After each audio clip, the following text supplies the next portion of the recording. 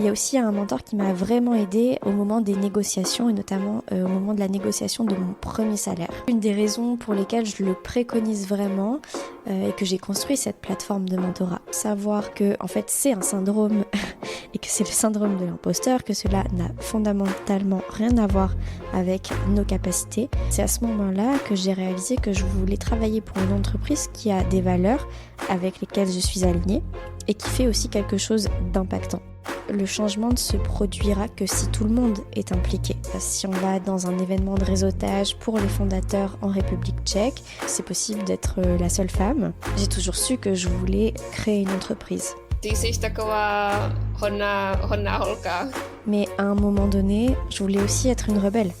Hello, c'est Estelle et vous écoutez Européenne, le podcast qui vous parle de femmes d'Europe. Aujourd'hui, je vous invite dans ma conversation avec l'entrepreneuse tchèque Lucie Neumannová. Bonne écoute. Neumannová. Okay, that's right. Okay, so I'm gonna start. You're ready? Yeah, I'm ready. Great. Lucie Neumannová, hello, and thank you for accepting this interview, which is my Lucie first remote. Neumannová, bonjour, et merci d'avoir accepté cette interview qui est ma première à distance. Lucie, tu as 34 ans et tu es née en République tchèque. Tu as déménagé à Prague, Barcelone et San Francisco pour étudier le commerce et l'économie. Tu as ensuite débuté ta carrière dans la prestigieuse Silicon Valley en Californie. Là-bas, tu es devenue une spécialiste du marketing numérique et tu as notamment travaillé avec de nombreuses applications bien connues comme Facebook, Instagram, Snapchat ou encore Pinterest. Après 8 ans à vivre le rêve américain, tu as décidé de revenir aux sources à Prague et de fonder Femme Palette avec Klára Olíková en 2018. Femme Palette est née d'une communauté féminine et propose désormais dans 3 pays européens, la République tchèque, le Royaume-Uni et l'Allemagne, des programmes qui aident les gens à s'épanouir professionnellement, des programmes de mentorat et de coaching. Aujourd'hui, j'ai donc l'honneur de t'accueillir pour le podcast Européenne, car ta voix et ton histoire vont certainement inspirer les auditorices.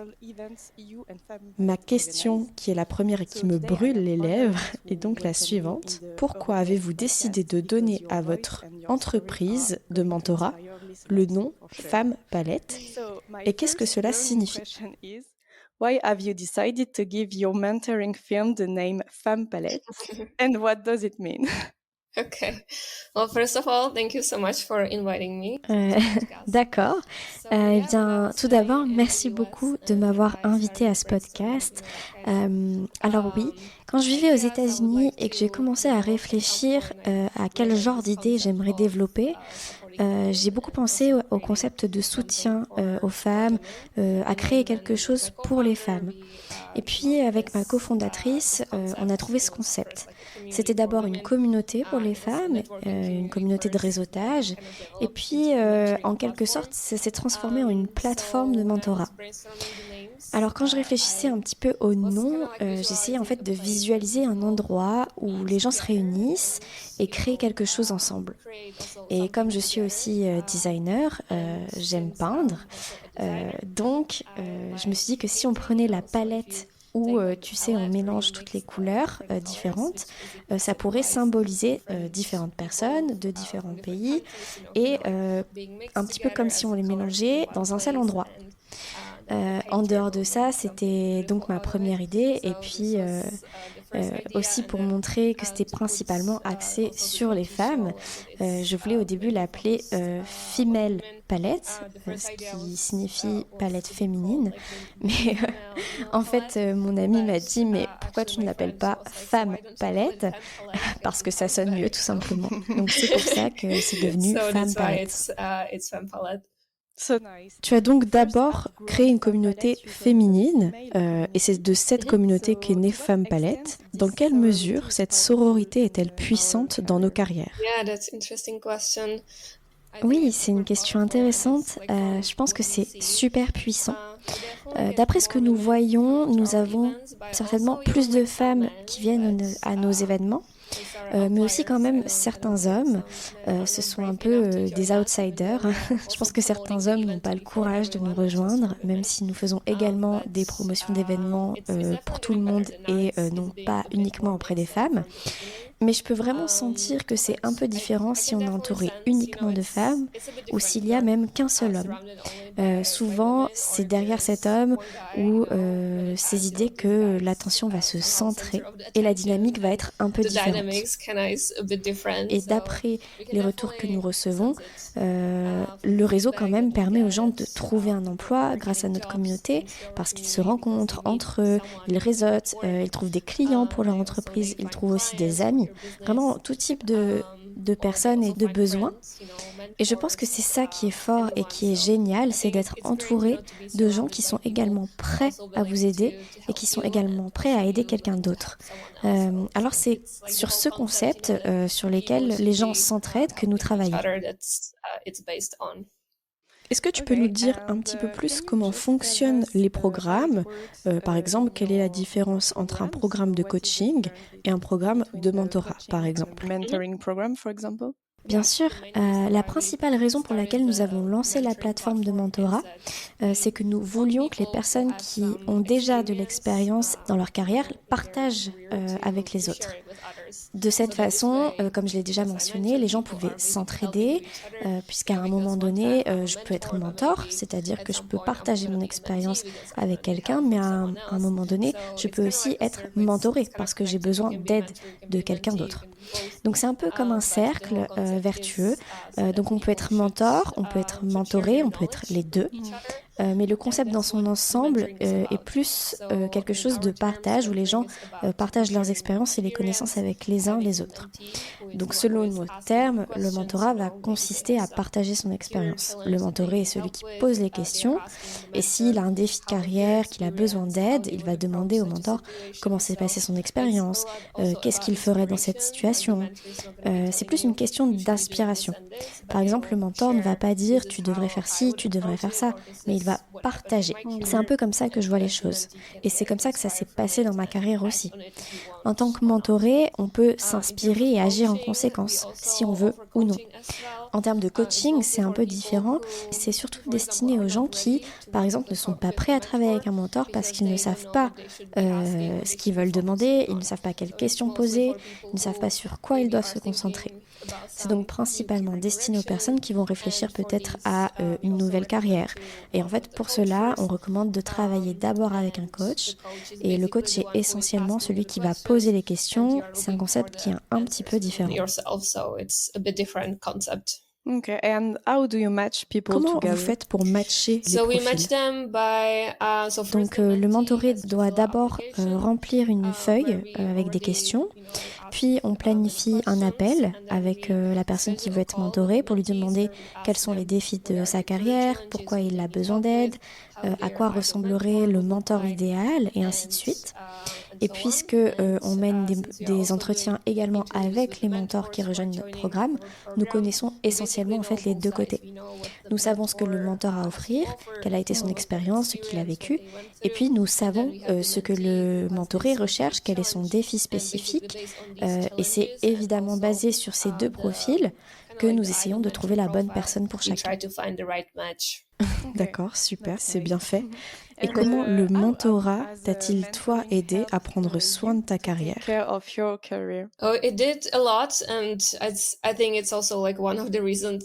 Il a fait beaucoup et je pense que c'est aussi l'une des raisons pour lesquelles je le préconise vraiment et que j'ai construit cette plateforme de mentorat. Donc au début de ma carrière, ça m'a aidé lorsque je suis passée du marketing au design. Il y a eu donc une grande étape dans ma carrière, ce que j'ai fait quand j'étais à San Francisco du coup. Et moi aussi, j'avais des soucis de visa, j'ai dû changer d'entreprise en 3 mois. C'était une période assez stressante, mais grâce au soutien de ces mentors, même si c'était pas des mentors officiels, qui étaient en fait des designers, eux, ils m'ont aidé. Ils m'ont aidé à préparer les entretiens, à me dire à quoi ressemblait un entretien en design avec un designer, quelles questions me seraient posées, comment je dois présenter mon portfolio, etc. Et ils ont partagé avec moi parce qu'ils avaient des emplois de designer et donc une expérience, ils savaient. Et cela, ça m'a vraiment aidé à décrocher le poste. Me land the job. So since then, I've been advocate for mentorship, and even in my design career, there Et were donc also depuis, je défends sometimes le when mentorat. I was Même not dans ma carrière de feeling that designer, je ne savais pas sur quel genre de design je devais me concentrer, si c'était la conception de produits ou si c'était la conception marketing, tout simplement parce que je venais du marketing et que j'avais déjà l'expérience, mais que la conception de produits était un peu comme un défi. En fait, j'ai eu quelqu'un pour parler de ces options et ça m'a aidé à savoir sur quoi je devais me concentrer. Et puis, il y a aussi un mentor qui m'a vraiment aidé au moment des négociations et notamment au moment de la négociation de mon premier salaire. Une négociation qui aurait dû être faite avant, je pense. Mais en fait, je pense que j'étais tellement contente d'avoir ce travail que je n'ai pas négocié. En fait, je leur ai limite dit, mais donnez-moi ce que vous voulez, je veux ce travail. Negotiate, I was like, yeah, give me like whatever. Whatever, but Et j'ai réalisé en fait que c'était pas bon pour ma carrière parce que si je commence avec un salaire plus bas, alors c'est plus difficile d'obtenir un salaire plus élevé et même s'il y a des promotions, elles sont basées sur le salaire de base et s'il est faible, alors la promotion sera faible. Et donc le mentor m'a beaucoup aidé à négocier et même à connaître ma valeur marchande sur le marché du travail. You would ideally would like to be, or even like what's your like a market value. En parlant de salaire et de négociation, quels seraient tes principaux conseils pour une bonne négociation? Utilisez beaucoup de données, les rassembler, montrer tout ce que vous avez accompli, quel a été l'impact pour l'entreprise, quelles sont les autres choses que vous avez faites en plus du rôle que vous faisiez, si vous aviez un dossier solide, ou alors, si vous y arrivez, allez voir le manager et entamer une négociation. Et même si ça mène à un non, c'est non tout de suite, mais quelles sont les étapes que je peux faire pour pouvoir atteindre cette augmentation à ce moment-là? Ensuite, vous allez commencer à négocier avec lui, et puis vous allez progresser, avoir certainement un ensemble clair d'indicateurs que vous devriez cibler.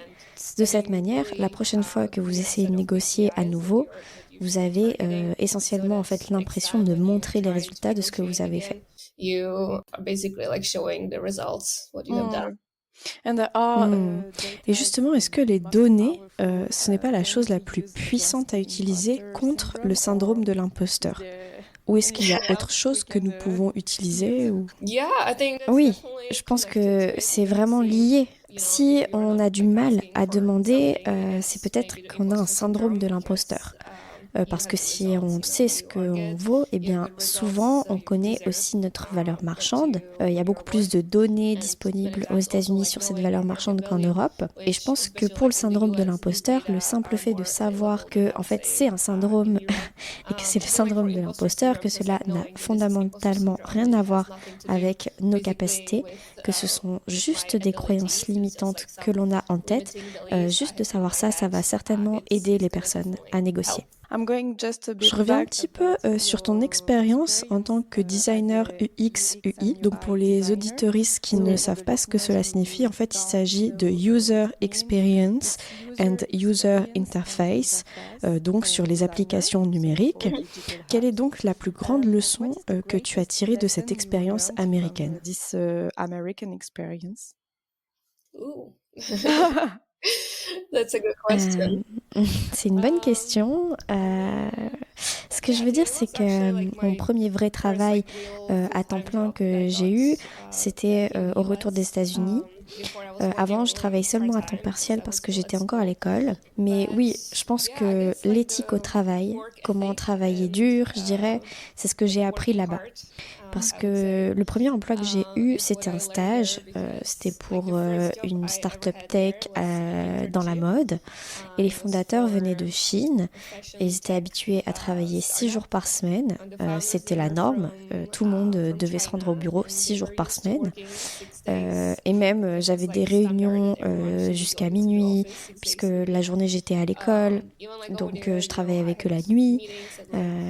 Et je pense que justement l'éthique au travail, pour moi, c'est la principale chose que j'ai tirée de cette expérience. Parce qu'en fait, quelques temps après, j'ai réalisé que c'était pas durable de travailler comme ça.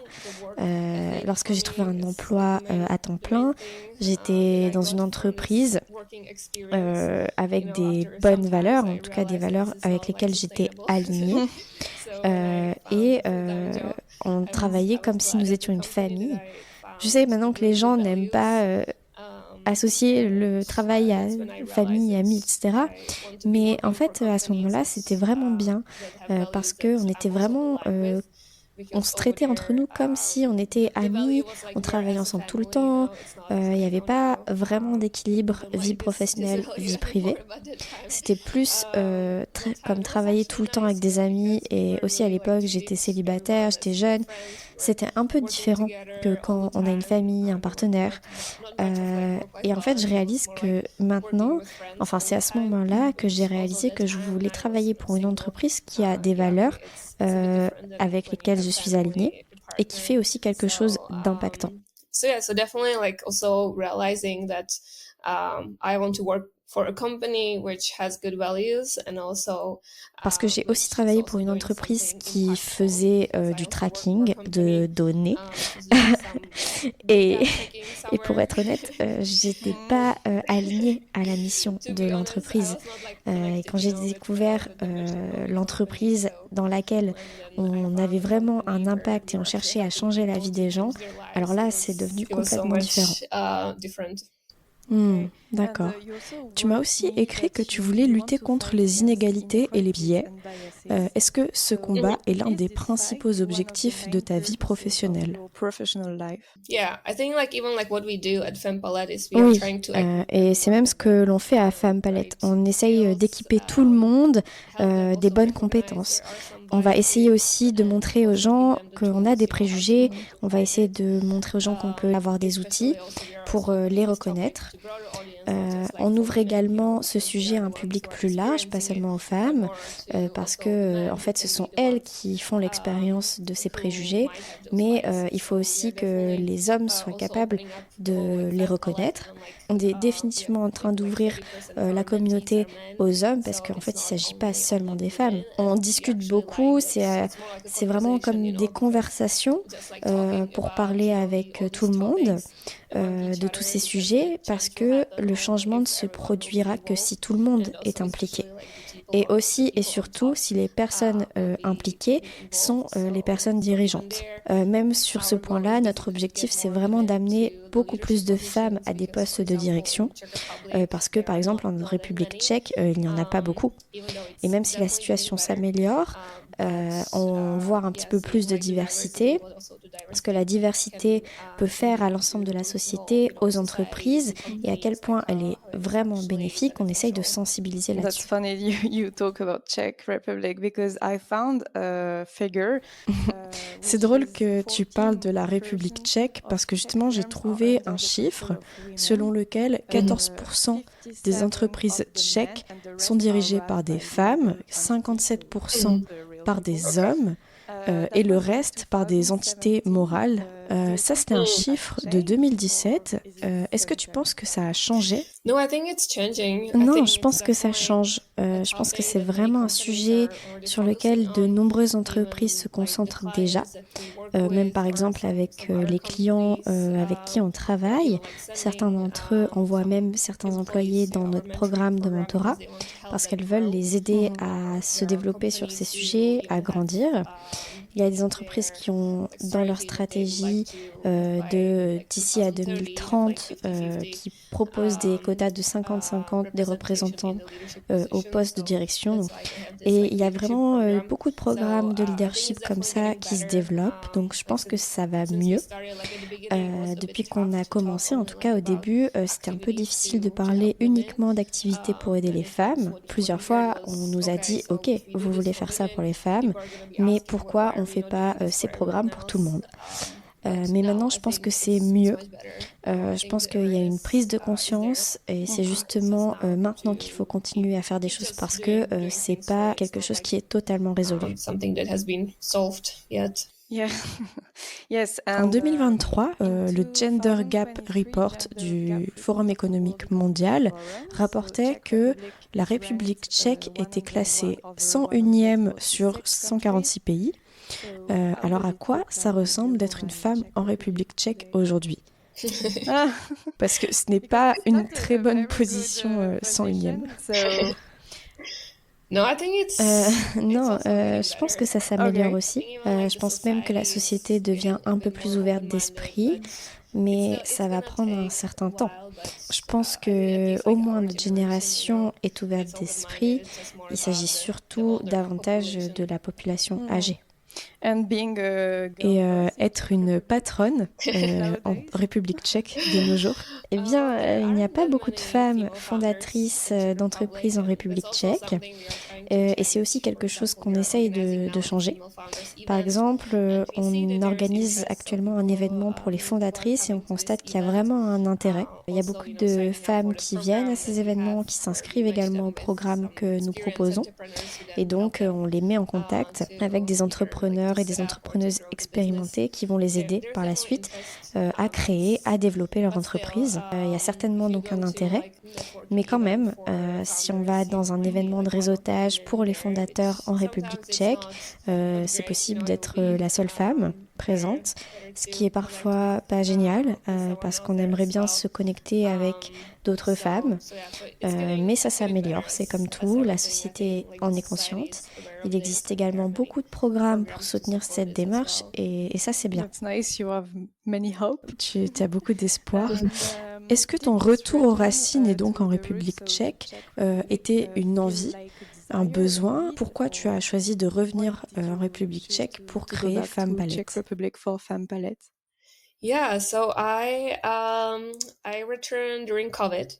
Oui, donc je suis revenue pendant le Covid et en fait je n'avais pas encore prévu de revenir, mais c'est suite au Covid que je suis revenue, mes parents étaient là, je voulais être avec eux et à l'époque je travaillais encore dans une entreprise aux États-Unis, mais j'avais déjà 2 ans de Femme Palette à mon actif, c'est-à-dire que je travaillais à distance sur Femme Palette. Et en fait, quand je suis arrivée à Prague, j'ai réalisé que j'aimais beaucoup cet endroit. J'ai apprécié faire des choses pour Femme Palette pendant la journée, puisque avant c'était l'inverse, c'est-à-dire que je travaillais le jour aux États-Unis et la nuit je travaillais pour Femme Palette. Mais voilà, ensuite ça a été le contraire en République tchèque et j'ai vraiment apprécié. Et puis j'ai réalisé que je voulais plus retourner aux États-Unis, que je voulais me concentrer sur mon entreprise Femme Palette à plein temps. Et donc à un moment donné, j'ai aussi quitté mon emploi aux États-Unis et je suis devenue entrepreneuse. I also quit the job in the US and been entrepreneur since then. So do you Est-ce que tu recall te souviens du moment, de l'endroit où tu as décidé de devenir entrepreneuse et comment c'était? Je pensais en fait que ça allait être plus difficile parce que j'étais très attachée à ma vie aux États-Unis, j'avais même un petit ami là-bas, ma vie était là-bas, mais c'est comme tout ce qui s'était passé avec le Covid, etc., avait tout changé et je suis très heureuse de l'avoir fait. Et en fait, je ne suis même pas retournée aux États-Unis depuis. Have you been inspired? Est-ce que tu as été inspirée dans ce parcours entrepreneurial par ta famille, des amis? Est-ce que tu as des modèles? Definitely by my family. Certainement par ma famille, parce que mes parents ont une entreprise agricole. Donc même si c'est pas le même genre d'entreprise que la mienne, j'ai toujours été impliquée d'une manière ou d'une autre. J'ai toujours aidé mes parents d'une manière ou d'une autre. J'ai toujours su que je voulais créer une entreprise. C'est pourquoi j'ai également étudié le commerce et l'économie. Mais en fait, j'ai jamais su de quoi ça parlerait. Et même avec Femme Palette, en fait, au début, c'était vraiment un projet passion. On s'est dit qu'on le ferait parce qu'on voulait le faire. Et puis quand on a vu qu'il y avait vraiment une opportunité commerciale, qu'il n'y avait rien de tel sur le marché, que les gens étaient prêts à payer pour avoir un mentor, alors on a réalisé que oui, peut-être ça pouvait devenir une entreprise. Et en fait, c'est ainsi que on a créé une entreprise durable, qu'on a pu s'y consacrer à plein temps. Justement, en parlant de ton enfance, quelle est la phrase que tu as le plus entendue quand tu étais enfant? Et est-ce que tu peux me la dire dans ta langue Your maternelle? mother tongue? Oh, wow. That's tough. C'est dur. Okay, so Ok. ty jsi taková hodná holka, which means Et you ça are veut such a good dire girl. tu es une gentille fille. Parce que j'étais plutôt un enfant modèle. J'ai toujours aimé apprendre. J'avais des très bons résultats à l'école. Et en comparaison, par exemple, avec ma sœur, qui n'aimait pas du tout l'école, j'étais vraiment la fille modèle. Je pense que c'est pour ça que je recevais beaucoup de remarques à ce moment-là, comme quoi j'étais une fille modèle. Mais à un moment donné, je voulais aussi être une rebelle. Et il y a donc un moment dans ma vie où je ne voulais plus être la fille modèle, mais oui, je pense que j'y reviens. But yeah, I think I'm back to that. Je vois exactement ce que tu veux dire, puisque c'était un petit peu la même chose pour moi. Et dernièrement, je me suis dit que parfois, c'était très bien d'être une bonne fille, une good girl, parce qu'on va loin dans les études, on est bonne à l'école, on fait les choses à fond. Mais parfois, en fait, on a juste envie de crier, on a envie de faire des conneries, en fait. There's Some bad something. choices. Yeah. Et justement, est-ce que tu penses que c'est plus un avantage ou un inconvénient? Or an inconvenient? Je sais pas. Je pense que c'était mon parcours et quelque part j'espère que mes enfants seront pareils parce que c'est bien mieux quand les enfants veulent aller à l'école, qu'ils aiment l'école, parce qu'aujourd'hui ma sœur vit ça en ce moment avec ses enfants et voilà, j'espère que les miens seront comme moi, mais aussi qu'ils auront évidemment une partie rebelle. So, Tout de même, ton parcours est un peu rebelle, puisque tu as choisi de travailler dans la tech et que c'est quand même un monde dominé par les hommes. Il n'y a pas beaucoup de femmes. Qu'est-ce que justement tu peux répondre aux services de recrutement qui disent qu'il n'y a pas de talent féminin pour travailler dans la tech? that's interesting. Oui, c'est intéressant parce qu'en fait j'ai une expérience complètement différente. Parce que la première entreprise pour laquelle je travaillais à temps plein, on était vraiment concentré sur la partie créative, avec les photographes, les personnes qui traitaient les images. Et dans cette industrie créative, c'est surtout les femmes. Cette industrie donc attirait beaucoup de femmes et l'équipe technique n'était pas sur place, elle était en Israël. Donc en gros, l'équipe commerciale était principalement composée de femmes, il n'y avait pas beaucoup d'hommes. Et ma deuxième entreprise, qui était de la EdTech, donc Educational Tech, qui aide les gens à changer de carrière grâce à la technologie, il y a aussi beaucoup de femmes. En fait, parce que c'était une entreprise à impact et l'aspect de cette entreprise, je pense que ça a attiré davantage de femmes qui souhaitent en fait avoir un impact sur la société. Et là aussi, on avait beaucoup de mal à attirer des profils d'hommes parce que, en général, ils cherchent quelque chose axé sur la statistique, la donnée. Okay, D'accord, that's nice to merci have pour ce another témoignage différent testimony. sur And la what tech. are your Quels advices sont tes for conseils women who are justement pour les listening and femmes who qui struggle écoutent with et leadership qui ont du to mal manage avec or le to, principe de I don't leadership, know, soit pour to make manager, their soit pour voices faire entendre leur heard? voix? So I Je pense que je vais répondre de deux manières. Alors, premièrement, comment être un bon manager ou une bonne manager. J'ai vécu ça parce que avant, j'ai travaillé solo dans mes anciens jobs et tout à coup, j'ai créé une entreprise et j'étais censée gérer toute l'équipe. Et ce qui m'a aidée, en fait, c'était de m'entourer de personnes qui avaient déjà des expériences de leadership, plus d'expérience que moi en tout cas. Et donc, à ce moment-là, j'avais des mentors qui étaient des managers, des leaders. à qui je pouvais poser mes questions, parce que souvent dans le leadership, il y a des situations auxquelles on n'a jamais eu à faire face, et puis d'un coup, il se passe quelque chose, et on ne sait pas quoi faire avec. Donc avoir quelqu'un à qui parler, et ensuite présenter cette situation comme quelque chose dans lequel on doit s'améliorer, c'est important. C'est-à-dire que on peut s'améliorer dans le management, on peut s'investir. Investissez-vous, lisez des livres sur le leadership, écoutez des podcasts. Il ne faut pas se contenter de dire bon bah je vais le faire, de toute façon j'ai pas le choix, mais il faut vraiment essayer d'apprendre. Parce que être un bon manager, avoir un impact sur la carrière de quelqu'un, la vie de quelqu'un, c'est important. En tout cas, dans le passé, j'ai eu des mauvais managers et en fait, ça m'a pas aidé et ça m'aide d'essayer d'être meilleure qu'eux, justement. J'essaie toujours de penser à ce que je ressentirais si j'étais dans la peau de la personne en face de moi. Et en tout cas, j'essaye de développer mon empathie dans différentes situations.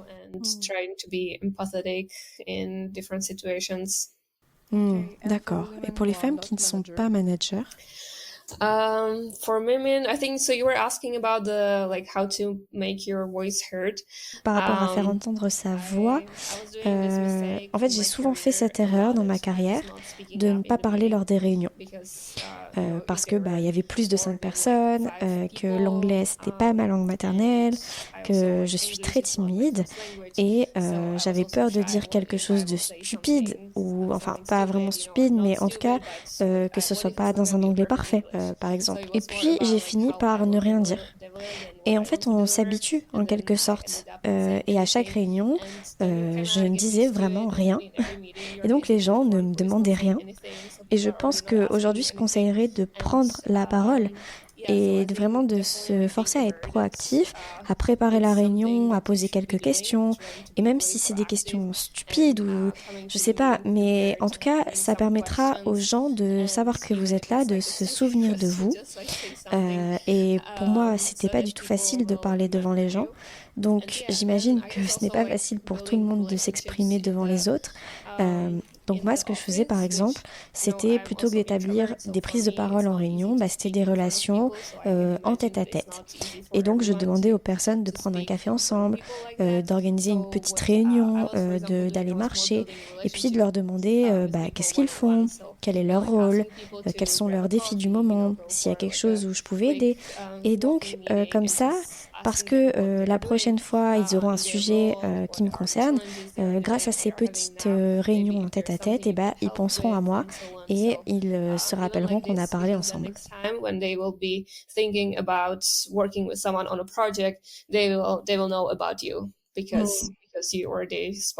Together. That's a really great one. I think I will remember it. C'est vraiment un bon conseil, je pense que je m'en souviendrai. Est-ce que tu peux dire que l'état d'esprit de Femme Palette est un état d'esprit féministe? Oui, je pense. Je suppose que je suis féministe. Ce que j'aimerais, c'est que tout le monde ait le choix. Et le choix de faire ce qu'il veut et de ne pas être jugé par la société. Et même si ce que nous faisons chez Femme Palette, c'est très lié à donner du pouvoir aux femmes, même pour leur carrière, leurs finances, etc., l'idée c'est qu'elles soient indépendantes et qu'elles puissent décider par elles-mêmes. Et donc quand elles décident par elles-mêmes, l'idée c'est aussi de les soutenir dans leurs décisions. And can you remember your Et est-ce que first tu te souviens, toi, de ton premier souvenir féministe? Je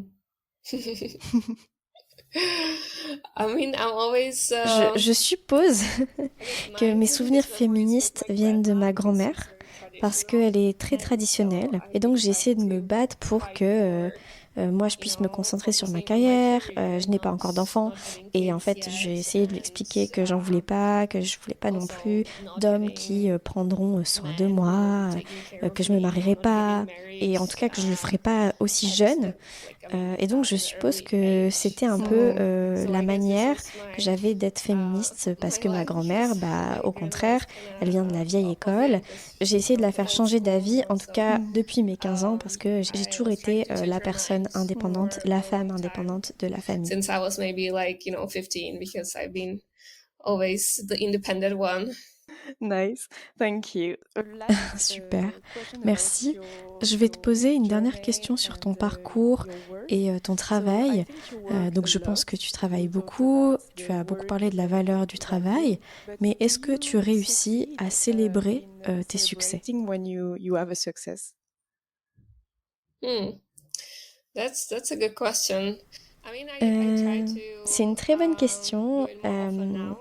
I J'essaye de mean, le faire plus when you souvent say I maintenant. work a lot, I used to work Et même much quand more. I tu try me to dis be que je more travaille mindful beaucoup, about je my travaillais beaucoup plus avant. work-life J'essaye d'être beaucoup balance. plus attentive à mon équilibre And entre la vie professionnelle yeah, et I la think vie like the privée. older you get, then you Et also have ouais, je pense different que values. plus tu And I was vieillis, even plus just tu as des valeurs saying it différentes. lately Je that even suis my même en train de values me kind of dire que changed. dernièrement, mes valeurs ont en quelque Some sorte years changé. back, it Il was y a more quelques focused années, on, c'était beaucoup plus achievements, ciblé sur les power, réalisations, le building the pouvoir, business. But faire des now it's choses, le more about business.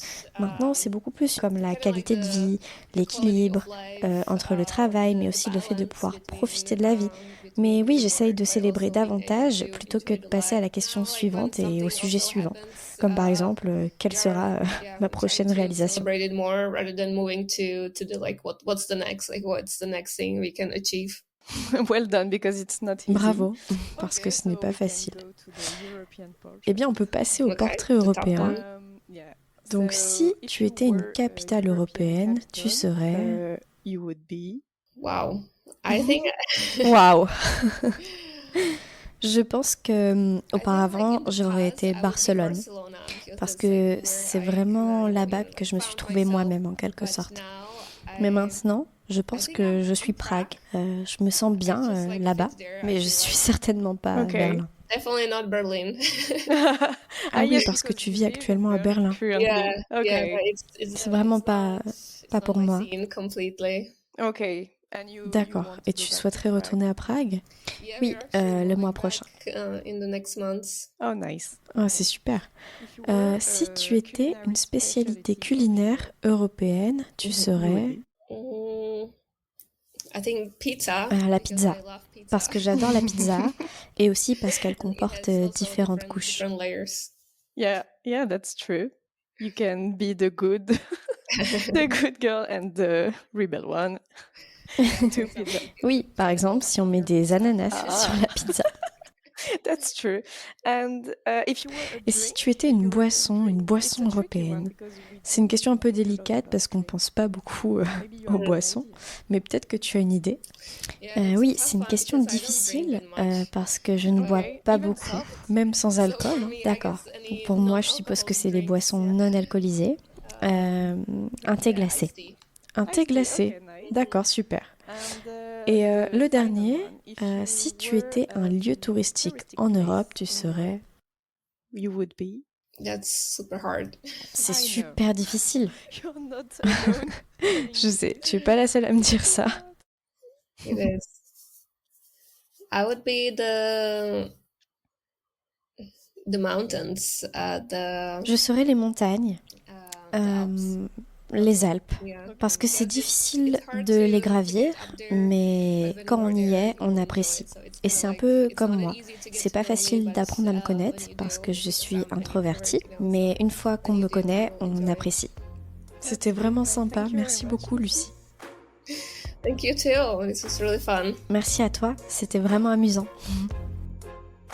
Vous avez aimé cet épisode avec Lucie Neumanova, une entrepreneuse tchèque. Alors n'hésitez pas à me le faire savoir en laissant des étoiles ou une note quand c'est possible sur l'application d'écoute. On se retrouve dans 3 semaines pour un nouvel épisode et d'ici là, je vous dis à très vite.